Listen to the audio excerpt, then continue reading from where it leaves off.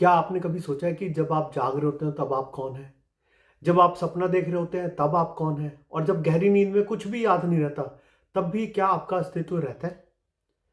मांडुक्य उपनिषद इसी रहस्य को खोलता है। यह उपनिषद बहुत छोटा है, केवल 12 मंत्र हैं इसमें।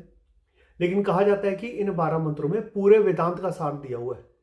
यह हमें बताता है कि जीवन का सबसे बड़ा सवाल बाहर की दुनिया नहीं है। सबसे बड़ा सवाल है, मैं कौन हूं? अब मांडुक्य उपनिषद के बारे में हम जान लेते हैं थोड़ा। उपनिषदों में सबसे छोटा होने के बावजूद सबसे गहरा माना जाता है क्योंकि ये सीधे मनुष्य की चेतना पर बात करता है। हम आमतौर पर अपने आप को शरीर मानते हैं। हम सोचते हैं मेरा नाम, मेरा काम, मेरा परिवार, मेरा पहचान, मेरी सफलता, यही मैं हूं। लेकिन मांडुक्य उपनिषद कहता है कि ये सब बदलने वाली चीजें हैं। शरीर बदलता है, विचार बदलते हैं, भावनाएं बदलती हैं, परिस्थितियां भी बदल जाती हैं, लेकिन इन सबको देखने वाला है कौन? वही प्रश्न इस उपनिषद का केंद्र है। मांडुक्य उपनिषद चेतना की 4 अवस्थाओं को समझाता है। पहली अवस्था है जागृत अवस्था, जब हम जाग रहे होते हैं। यह वह अवस्था है जिसमें हम बाहरी दुनिया को देख रहे होते हैं। हम लोगों से मिलते हैं, काम करते हैं, खाते हैं, चलते हैं, बोलते हैं। इस अवस्था में हमारी इंद्रियां बाहर की ओर काम कर रही होती है। हम मान लेते हैं कि यही असली जीवन है। लेकिन उपनिषद कहता है कि यह केवल एक अवस्था है, अंतिम सत्य नहीं है। दूसरी अवस्था है स्वप्न अवस्था। जब हम सपना देखते हैं तब बाहर की दुनिया बंद हो जाती है, लेकिन मन में अपनी एक अलग दुनिया बना देता है। सपने में हम रो सकते हैं, डर सकते हैं, खुश हो सकते हैं, भाग सकते हैं, उड़ सकते हैं। उस समय सपना हमें सच लगता है, लेकिन जागने के बाद पता चलता है कि वह केवल मन की रचना थी। अब यहां एक गहरी बात है। जैसे सपना जागने पर झूठा लगने लगता है, वैसे ही उपनिषद हमें यह सोचने के लिए प्रेरित करता है कि क्या हमारी जागृत अवस्था भी किसी बड़े सत्य के सामने सीमित है? तीसरी अवस्था है सुषुप्ति, यानी गहरी नींद। इस अवस्था में ना बाहरी दुनिया का अनुभव होता है, ना सपनों का, ना कोई चिंता, ना कोई इच्छा, ना कोई डर।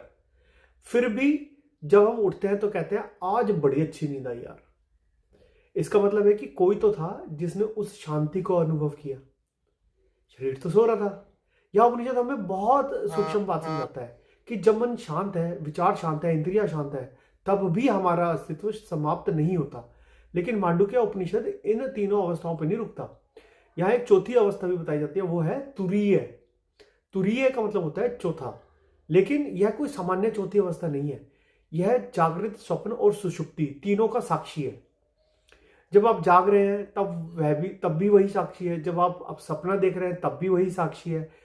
जब आप गहरी नींद में हैं तब भी वही आधार है। यही तुरीय है, यही आत्मा का वास्तविक स्वरूप है। अब मांडुक्य उपनिषद इस ज्ञान को ओम से जोड़ता है। ओम केवल एक धार्मिक ध्वनि समझना अधूरा है। मांडुक्य उपनिषद में ना ओम को संपूर्ण अस्तित्व का प्रतीक बताया गया है। ओम के 3 भाग हैं, अ, उ, म, और इसके बाद आता है मौन अवस्था। अ जागृत अवस्था का प्रतीक है, उ स्वप्न अवस्था का प्रतीक है, म सुषुप्ति अवस्था का प्रतीक है, और मां के बाद जो मौन है ना, वह तुरीय का संकेत है। यानी ओम केवल बोला नहीं जाता, उसे समझा जाता है। ओम केवल सुना नहीं जाता, उसे भीतर से अनुभव किया जाता है।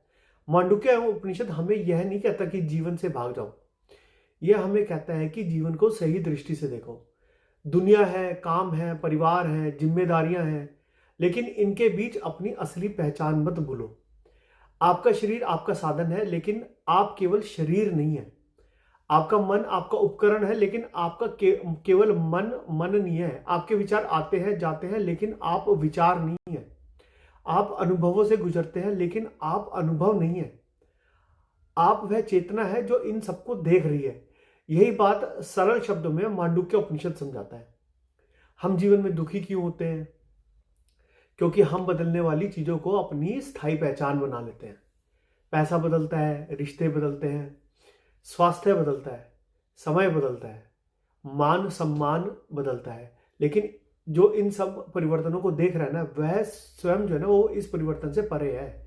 मांडुक्य उपनिषद हमें उसी साक्षी भाव की ओर लेके जाता है। जब ये समझ धीरे धीरे गहरी होती है तो जीवन में स्थिरता आती है। बाहर की परिस्थितियां वैसी ही रहती हैं, लेकिन भीतर देखने का नजरिया बदल जाता है। तब सफलता में अहंकार कम होता है, असफलता में टूटना कम होता है, सुख में चिपकाव कम होता है कि अरे नहीं तो ये मेरे ही है। दुख में घबराहट कम होती है, क्योंकि अंदर कहीं ये समझ आने लगती है बात कि मैं केवल घटना नहीं हूं, मैं वह हूं जो इस घटना को देख रहा है। यही आत्मबोध की शुरुआत होती है। इसलिए मांडुक्य उपनिषद छोटा जरूर है, लेकिन साधक के लिए बहुत शक्तिशाली है। यह हमें बाहरी पूजा से आगे ले जाकर भीतर की चेतना तक पहुंचाता है। यह हमें शब्द से मौन तक, विचार से अनुभव तक, पहचान से आत्मबोध तक लेके जाता है। अब वेदांत का सार एक छोटे से उपनिषद में समझना हो ना, तो मांडुक्य उपनिषद एक अद्भुत द्वार है। यह उपनिषद हमें एक ही दिशा में ले जाता है, और वो है अपने भीतर लौटो, साक्षी को पहचानो और समझो कि जो बदल रहा है ना वो तुम नहीं हो। जो सब बदलावों को देख रहा है वही तुम्हारा वास्तविक अस्तित्व है, वही वास्तविक स्वरूप है। यही मांडुक्य उपनिषद का मूल संदेश है। यहीं से इसके अध्ययन की शुरुआत होती है। अब अगली वीडियोस में ना मैं मांडुक्य उपनिषद मेन स्क्रिप्चर में से ही पढ़ के सुनाऊंगा। आपके घर में अगर बुजुर्ग है ना, तो आप उनको ये जरूर सुनाइए। राधे राधे।